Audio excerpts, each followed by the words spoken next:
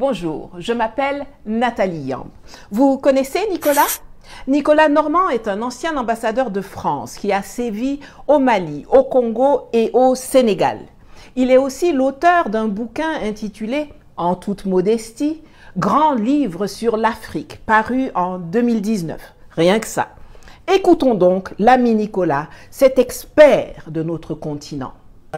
Ce sont des pays quand même dépendants de l'étranger, n'est-ce pas? Ce sont des pays pauvres qui n'ont pas beaucoup de ressources, même s'il y a de l'or au Mali, même s'il y a un peu de pétrole au Niger, ils ont absolument besoin de partenariats. Le problème, c'est que la Russie ne leur apporte aucune aide, sauf une aide militaire pour faire une garde prétorienne autour des putschistes, en fait. Ça, personne d'autre ne pouvait le faire. Ce sont des pays très pauvres qui n'ont pas de moyens budgétaires. Et la Russie elle-même a le PIB de l'Espagne. C'est un pays pauvre qui n'apporte pas d'aide, qui fait payer ses services. Ces mercenaires Wagner, il faut les payer, alors que Barkhane et les appuis militaires français étaient gratuits pour les pays africains. Donc, je crois que les pays africains vont se lasser de payer les Russes. Ça va? Vous êtes un peu énervé? Attendez, ce n'est pas fini. Ils sont nombreux, comme lui, à venir nous expliquer que l'Afrique est pauvre, qu'elle ne représente rien dans le commerce extérieur français. Il y a 2 ans, j'ai engagé un palabre sur Twitter, devenu X, avec l'ex-ambassadeur de France aux Nations Unies et aux États-Unis, Gérard Haraud. Il m'a d'ailleurs promptement bloqué, ainsi que toute une flopée d'Africains qui avaient également réagi avec moi. Le 2 octobre 2022, l'ami Gérard a publié que toute l'Afrique ne représente que 5% de tout le commerce extérieur et des investissements français. Et que même dans les 5% là, c'est l'Afrique anglophone qui est majoritaire. Quelques heures plus tard, son 5% avait baissé à 4%. Vous me direz, c'est toujours mieux que les 3% auxquels nous ramène l'ami Nicolas. Maintenant, l'Afrique anglophone, ça représente 1% de notre commerce extérieur. Même chose que l'Afrique francophone, même chose que l'Afrique du Nord. Le continent africain tout entier, c'est 3% de notre commerce extérieur. Il n'y a aucun pays africain... 25% pour la Chine. Oui, c'est 17% dans la plupart des pays africains, la part de la Chine. Voilà. Et donc, en réalité, il n'y a aucun d'Africains dans les 10 premiers partenaires français. Aujourd'hui, on va en finir avec cette légende urbaine. Les chiffres auxquels il se réfère de la Banque mondiale, de l'INSEE, sont faux et truqués et je vais le démontrer. Un de mes tontons travaillait au Gabon à la grande époque de Elf. Chargé d'auditer les procédures d'enlèvement, il constate qu'en lieu et place de 2 cales de navires chargés de pétrole mentionnés sur le manifeste, ce sont bel et bien 3 cales qui sont chargées. Quand il veut noter la différence, on lui fait savoir très clairement et très gentiment que grand, si tu tiens à la vie là, tu ferais mieux de te taire et de faire ni vu ni connu. Certains vont dire que non, ça là, elle raconte, elle invente. Écoutons donc le professeur Mamadou Koulibaly, ancien président de l'Assemblée nationale et ancien ministre de l'économie et des finances de Côte d'Ivoire, nous dire ce qu'il a découvert au temps où il était ministre du budget en Côte d'Ivoire. Et écoutez.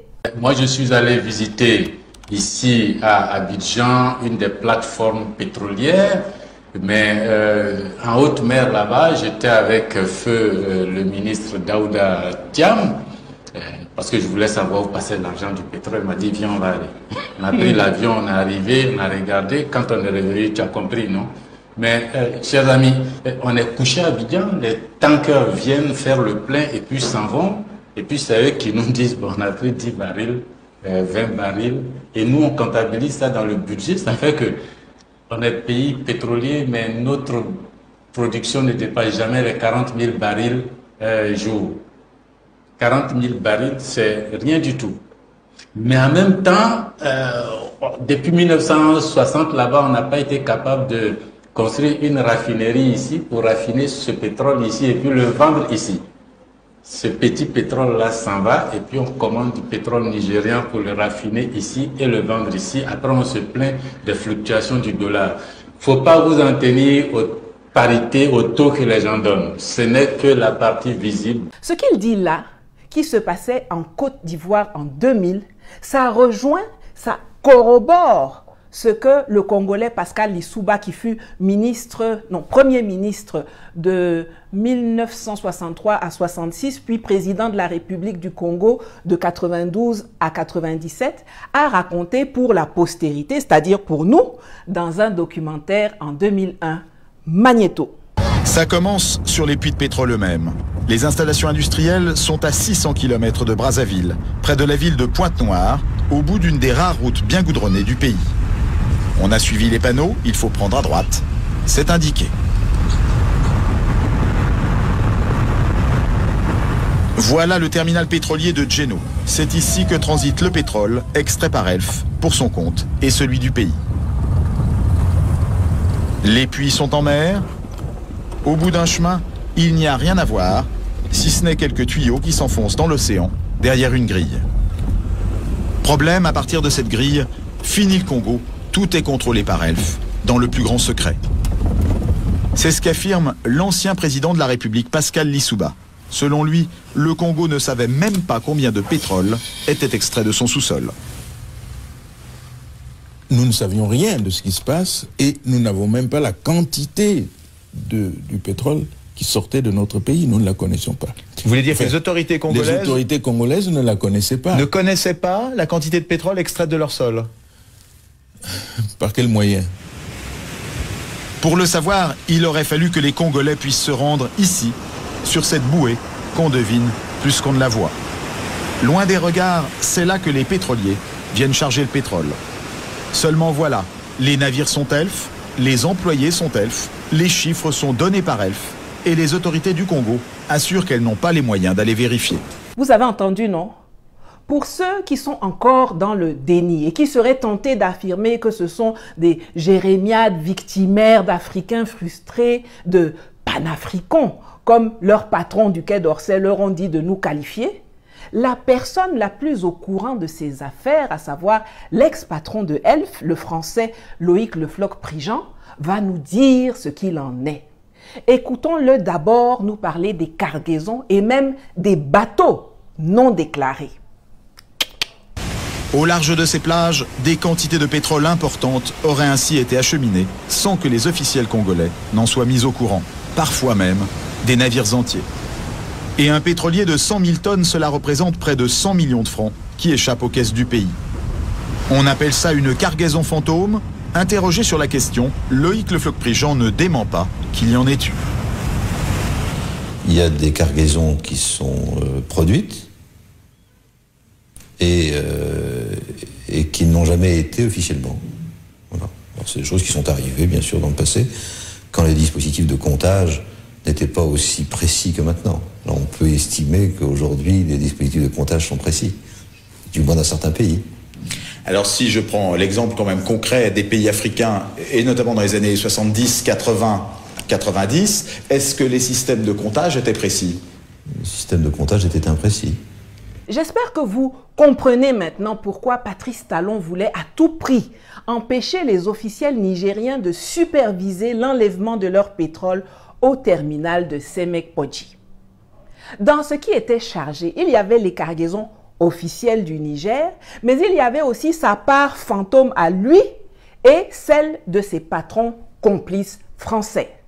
Donc, que les Nigériens viennent contrôler, comme mon tonton dont je vous ai parlé au début là, ça n'arrangeait pas les affaires de ce voyou de Talon. Et c'est pour ça qu'il les avait fait arrêter en violation des accords signés. Il voulait sauver son mangement, mais son vaudouna ne peut pas gagner contre la vérité et la volonté de souveraineté des Sahéliens. Là, on a vu comment les quantités sont biaisées. Ces chiffres qui sont à la base des données fournies par l'INSEE, la Banque mondiale, etc. Reconvoquons donc maintenant Loïc Le Floch-Prigent pour nous éclairer sur le trucage de la partie financière. Loïc, reviens. Il y a 10 millions d'années, 100 millions d'années de travail qui a été fait par la Terre pour transformer les algues en pétrole. Ces années-là sont des années gratuites. Alors on va trouver du pétrole dans des conditions extraordinairement bon marché et on va le vendre à un prix élevé puisqu'il est en concurrence avec d'autres sources énergétiques. Donc ce différentiel est énorme. On est à un pétrole grossièrement aujourd'hui, mettons, en moyenne, à 3-4 dollars qui sort, et puis on le vend à 80. Tout cet argent entre les deux est un argent qui va à un certain nombre de gens. J'espère que vous avez bien écouté. J'espère vraiment que vous avez bien écouté. Le monsieur nous dit qu'il achetait le pétrole à 4 dollars aux pays africains et que lui ensuite allait le revendre à 80 dollars là-bas. Les 76 dollars de différence, c'est pour eux là-bas. Nous, on n'a rien dedans. Quand ils viennent s'installer chez nous, ils créent des entités localement. Elf Gabon, Total Cameroun, Total Congo, Total Côte d'Ivoire, Somaïr au Niger, dans l'uranium. Ce sont juste quelques exemples. Souvent, nos États viennent s'enorgueillir. Oui, on a 30%, on a 40%, 65% dans ces entités. Sauf que, d'une part, celles-là ne payent pas les impôts comme il faut. On l'a vu avec les affaires de Barrick Gold, de Resolute Mining, de Robex, de Allied Gold et compagnie au Mali. Et d'autre part, ce ne sont pas elles qui gagnent le vrai argent parce que c'est sur ces entités locales que toutes les charges sont passées. Si tu as 90% de petits et que moi j'ai 2% de géants, pour moi, dépasse pour toi. Donc, si tu es intelligent, tu vas aussi aller chercher les 2% de mastodontes et ne pas te contenter d'aller crâner avec les 90% de nyama-nyama là-bas. Et c'est le même business model qu'ils utilisent dans tous les secteurs. Quand vous entendez les Français fanfaronner que, ouais, de toute façon, l'uranium du Niger ne représente plus que 20% de l'approvisionnement français, alors que le Kazakhstan est à 40%, mais qu'en même temps, vous les voyez hurler, envoyer des terroristes, violer la Convention de Vienne, préparer une invasion militaire pour remettre au pouvoir leur pion Bazoum, vous avez maintenant tous les éléments pour avoir la bonne grille de lecture. Normalement, quand quelque chose ne vaut rien, n'a aucune valeur ajoutée pour toi, quand on te dit de partir, mais tu cours même pour sortir sans te retourner. Toi, tu dis que je suis laide, que je sens mauvais, que je ne sais pas faire la cuisine et même que au lit là, ça donne pas. Mais quand je te dis que bon, comme c'est comme ça, je vais te laisser, je vais partir et divorcer, comme ça tu seras libéré de moi et puis tu seras libre d'épouser Miss Monde.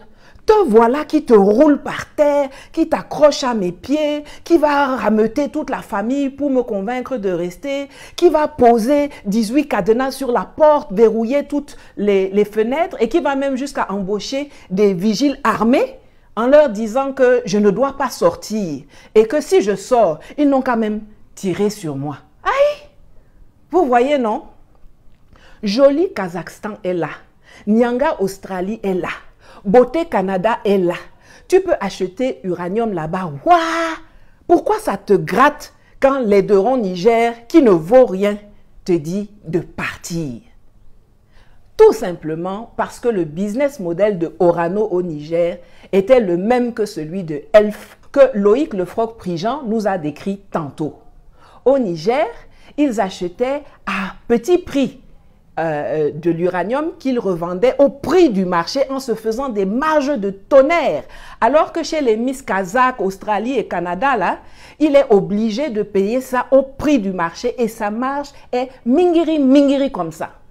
Et je le répète, c'est pareil dans tous les secteurs. Cette usine n'est toujours pas construite? Non, elle n'est pas construite. Donc la Suisse et la France achètent du minerai brut qu'ils mais ils n'achètent pas. Non. Depuis 1966, ils extraient, ils exploitent, mais ils n'ont jamais payé un franc. Comment ça se fait, ça? Ben oui, mais c'est comme ça, parce que, comme c'est l'uranium, nous ne devons rien dire. Et aussitôt qu'on veut essayer de demander, de parler, on nous fait taire. Ah. Absolument. Depuis 1966 jusqu'aujourd'hui, ni la France ni la Suisse n'a versé un franc pour tout ce minerai. Alors, si cette vidéo vous a déjà bien énervé, attendez, j'ajoute encore Guassou dessus avant de sortir. Loïc nous a dit qu'il payait 4 dollars aux pays africains et qu'il allait revendre 80 dollars en empochant une marge de 76 dollars. Mais est-ce que vous vous rendez bien compte que l'escroquerie ne s'arrête pas là? quand les présidents français, non contents d'avoir envoyé leur société nous voler en plein jour, reviennent vers les espèces de chiffres molles qui nous servent de chefs d'État et leur demandent de piocher dans les 4 $ là qu'ils nous ont laissés pour prendre une partie et leur renvoyer pour financer leur campagne électorale et leur parti politique là-bas en France. Écoutons tour à tour un des transporteurs de mallettes d'argent et un des donneurs de mallettes d'argent. J'accompagnais Aurillac, disons à Libreville ou à Ouaga et autres. J'avais une audience à moi, privée, avec le chef d'État que Michel Aurillac, le ministre, venait de quitter. Et je disais, bon voilà, Bongo c'était papa, Blaise c'était Blaise, Sassou c'était Denis. Je dis, bon, Denis, la campagne de 88 arrive, il est bon que tu puisses contribuer au financement de ton ami Jacques. Et il disait, ok, Banco, on y va? Tout de suite. Tout de suite. Tout de suite. C'est vous qui demandiez les sommes, c'est eux qui décidaient? Non, c'est eux qui décidaient. Mais jamais ça n'est descendu en dessous d'1 million de dollars. Jamais. Jamais. Vous étiez là? Toujours. Pour la remise des fonds? Toujours, toujours, toujours, toujours. C'est comme ça que ça se passait, M. Perelman. En toute illégalité? Ça, c'est plus mon problème. Le président de la République française me demande des choses, j'exécute, le président des États africains envoie son émissaire, moi je ne suis en rien là-dedans. Vous ne vous êtes jamais servi au passage? Jamais. C'est mal me connaître. En 1995, parce qu'il faut qu'on avance, vous dites aussi là qu'il y avait des contributions, Bongo, Sassou, Compaoré, le maréchal Mobutu. C'est le même mécanisme. Ensuite, exactement le même. Vous dites qu'en 95, pour la campagne, c'était au moins 10 millions de dollars. Absolument. Alors, en 2002, on revient, parmi les nouveaux donateurs, hein, si j'ose dire, de ce système quand même étonnant, Abdoulaye Wade, le président, et Laurent Gbagbo, beaucoup plus étonnant, président de gauche. Il a avoué à sa sortie de prison de la Cour pénale internationale que vous et Dominique de Villepin, vous l'avez fait cracher au bassinet. Président, pourquoi vous donnez les 3 millions d'euros, c'est-à-dire les 2 milliards dont vous parlez? Parce qu'ils m'ont demandé. Mais vous ne donnez pas à tous ceux qui vous le demandent. Ah non, mais écoute, c'est Chirac. Dont acte. Je récapitule. Les impôts, ils ne paient pas. Les charges, ils nous facturent. La quantité, ils sous-déclarent. Et ce qu'ils déclarent, ils sous-paient. Et ce qu'ils sous-paient là, ils récupèrent une partie pour financer leurs activités politiques en France. Alors après, quand ils viennent sur les plateaux télé ou dans les réseaux sociaux avec leur long nez, leurs lèvres pincées et leurs doigts crochus, vous dire que l'Afrique ne représente que 3% du commerce extérieur et des investissements français, pour fermer leur bouche là, postez dorénavant le lien de cette vidéo que je termine en laissant la parole au meilleur sachant de ces pratiques. J'ai nommé le président français Jacques Chirac. On oublie seulement une chose, c'est qu'une grande partie de l'argent qui est dans notre porte-monnaie vient précisément de l'exploitation, depuis des siècles, de l'Afrique. Pas uniquement, mais beaucoup viennent de l'exploitation de l'Afrique. Alors, il faut avoir un petit peu de bon sens, je ne dis pas de générosité, de bon sens, de justice, pour rendre aux Africains, je dirais, ce qu'on leur a pris. Voilà, vous savez ce qu'il vous reste à faire. Likez, commentez, partagez le lien et si vous le pouvez, contribuez à mes cagnottes dont le lien s'affiche à l'écran. À bientôt.